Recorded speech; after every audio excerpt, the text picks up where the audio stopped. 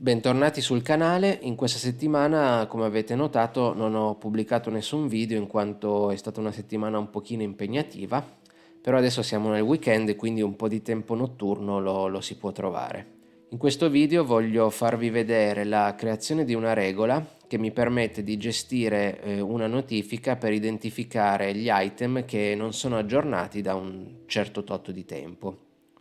Se vi ricordate, avevo utilizzato i profili di OpenHub per memorizzare l'informazione di ultimo aggiornamento dei singoli item. Questa informazione adesso la voglio utilizzare in questa regola che mi permetterà appunto di identificare gli item che hanno una timestamp di ultimo aggiornamento distante un tot di minuti o giorni, in base a come vogliamo configurarlo, rispetto al timestamp corrente. Questi item identificati verranno aggiunti in maniera dinamica ad un gruppo che mi permetterà appunto di raggruppare solo gli item che sono scaduti. La regola la andrò a scrivere in linguaggio JavaScript, anche per cambiare un po' e vedere come si comporta, e sarà abbastanza simile come logica di configurazione alle altre che abbiamo già scritto per l'energia e per il gas, in quanto avremo anche in questo caso lo switch che mi permetterà l'abilitazione della regola, lo switch che servirà per la segnalazione dell'allarme e uno o più valori di configurazione, poi vediamo se in base a come scrivo la regola quali mi servono, questi valori di configurazione che mi permetteranno di configurare la regola senza dover mettere mano al codice della regola stessa, quindi tramite app. Andiamo quindi a vedere la scrittura di questa regola direttamente dalla main UI di OpenHub.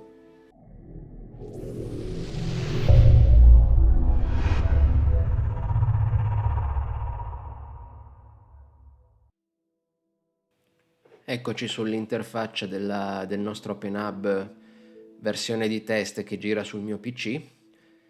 Per scrivere questa regola mi sono creato lo scenario in modo da avere un paio di item su cui lavorare. Quindi ho utilizzato il consumo energia del piano terra, quindi ho creato il suo item timestamp, che vi faccio solo vedere come reminder. È un item che gestisce il profilo timestamp on update, in modo tale che ogni volta che cambia qualcosa sul canale questo item si aggiorna con la data corrente in automatico.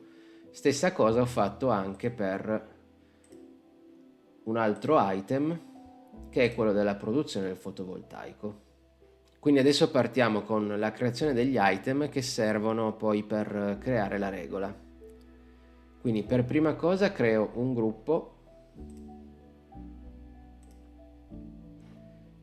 che chiamo GRTS expired, quindi item scaduti semplicemente, che sarà quello su cui io andrò a raggruppare gli item che risulteranno scaduti all'esecuzione della regola. Facciamo di tipo gruppo, come categoria gli diamo il calendar solo per dare il senso di tempo e possiamo crearlo. Adesso dobbiamo andare a creare gli item di configurazione. Quindi la prima cosa andiamo a creare l'item che mi permette di gestire la segnalazione di allarme sulla falsariga degli altri allarmi che avevamo già creato. Quindi non mi dilungo a spiegare cosa faccio perché è identico agli altri. Poi andiamo a creare l'item che mi permette l'abilitazione dell'allarme.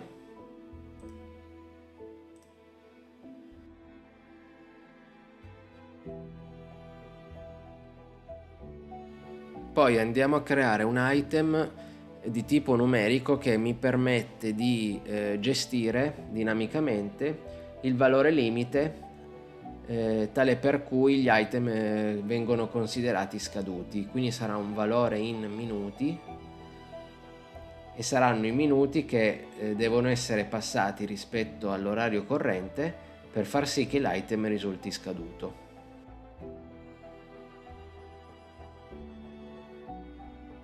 Ok, così dovremmo aver creato tutti gli item che ci servono per la scrittura della regola, che adesso quindi andiamo a scrivere. Quindi andiamo su Rule e creiamo una nuova regola. La chiamiamo allarme aggiornamento items check e sarà il cuore della regola, quindi sarà l'implementazione vera e propria del controllo.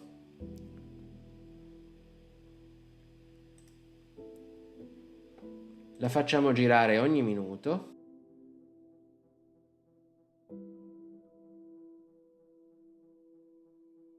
La seconda condizione è che sia una regola, sia abilitato il controllo.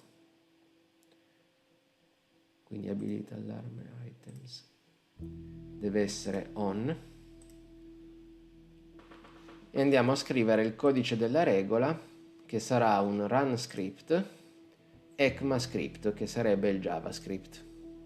Questo è il codice della regola scritta, quindi giusto 2 parole. Otteniamo il logger perché allora utilizzando JavaScript molte variabili che normalmente nel linguaggio standard, nelle regole DSL di OpenHub sono già presenti, in JavaScript invece bisogna popolarsele. Quindi ad esempio il logger, che è una cosa che di solito è presente, bisogna invece istanziarsela con dei comandi JavaScript. La stessa cosa per avere gli item a disposizione, non basta mettere il nome dell'item come nelle regole standard, ma bisogna proprio chiamare il getItem e il nome dell'item per ottenere la variabile che referenzia quell'item.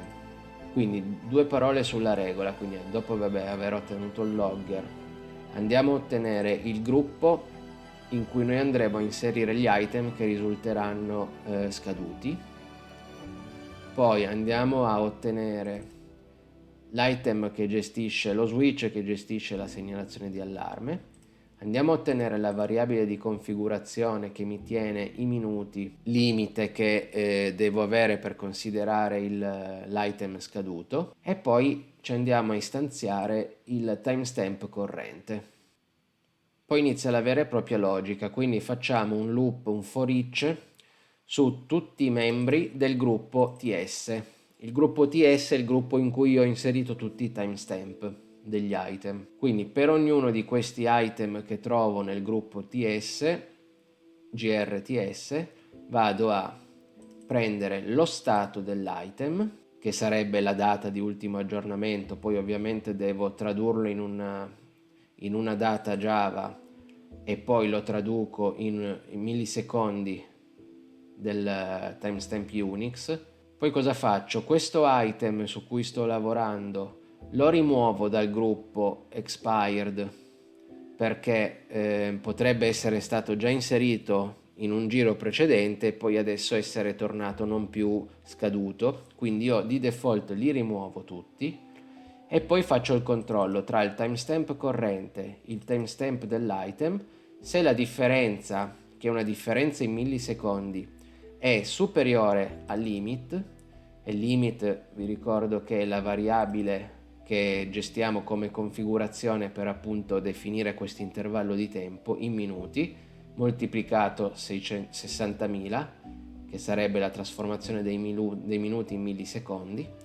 Quindi se questa differenza è superiore al limite, io scrivo un messaggio di log e aggiungo l'item al gruppo. Giusto una nota: per aggiungere un item a un gruppo in maniera dinamica utilizzando le routine JavaScript bisogna aggiungere l'item al gruppo e poi bisogna aggiungere al gruppo l'item, altrimenti la configurazione non è completa. Poi scrivo dei messaggi di log, ma questi sono solo miei di debug. E poi cosa dico? Se il mio allarme non è ancora scattato, invio on all'item che gestisce l'allarme. In questo modo faccio sì che non vengano mandate notifiche tutte le volte che c'è un item scaduto. Questo perché questa procedura gira ogni minuto. Ogni minuto magari mi trova sempre gli stessi item scaduti perché magari non si sono ancora risolti i problemi per cui non arrivano i dati. Io non voglio ricevere ogni minuto una segnalazione sull'app, quindi la ricevo la prima volta, poi dalla prima volta in poi l'allarme sarà in stato on e quindi non entrerà più in questo if. Se io poi vado sull'app e tolgo su questo switch l'on e lo faccio diventare off, Dal minuto successivo, se ci sono degli item scaduti, allora mi arriva di nuovo la segnalazione sull'app. Tutto il resto invece lo faccio indipendentemente dal fatto che l'allarme sia già scattato o no, perché così io nel mio gruppo avrò sempre la lista aggiornata degli item scaduti. Quindi salviamo questa regola.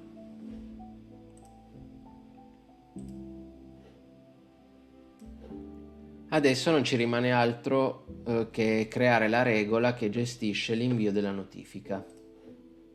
La chiamiamo allarme aggiornamento items on e si scatena quando l'item di allarme passa da off a on.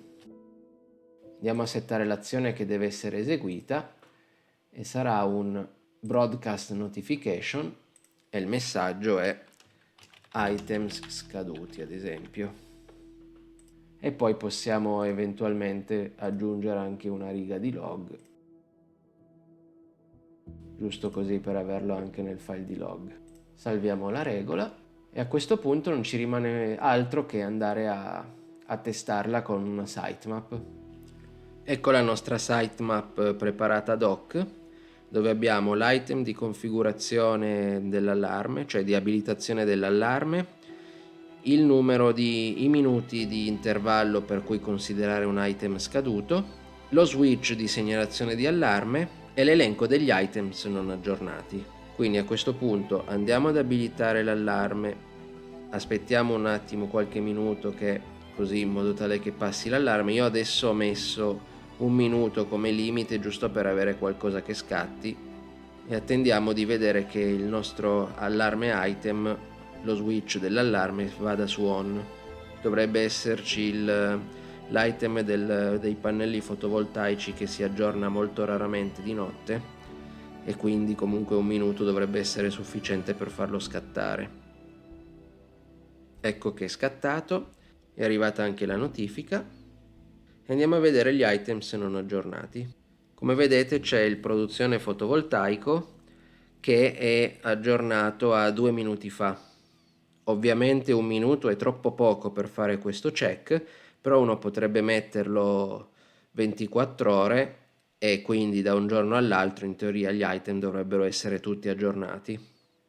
È proprio solo un controllo per verificare che non ci siano dei problemi di comunicazione per i dispositivi. Comunque sembra tutto funzionare. A questo punto non mi arriva più la notifica anche se gli item continuano a essere scaduti, finché io non tolgo lo switch dell'allarme e in teoria al minuto successivo, quando rigira la rules, dovrebbe arrivarmi la notifica. Intanto elimino la notifica vecchia e aspettiamo. Ecco che è di nuovo arrivata la notifica ed è scattato lo switch. La cosa interessante di tutto questo è il fatto di poter tramite rules gestire i gruppi di appartenenza degli item, perché io in questo caso ho preso degli item che già appartengono ai loro gruppi e dinamicamente in funzione di certi eventi li aggiungo e li rimuovo da altri gruppi. Quindi sulla sitemap io posso facilmente vedere gli item che sono in certe condizioni, come ad esempio in questo caso vedere solo gli item che non sono aggiornati. Ottenendo poi la notifica sul telefono, io posso andare a vedere se è successo appunto qualcosa per questi item che non si aggiornano e quindi altrimenti magari rischierei di non accorgermene.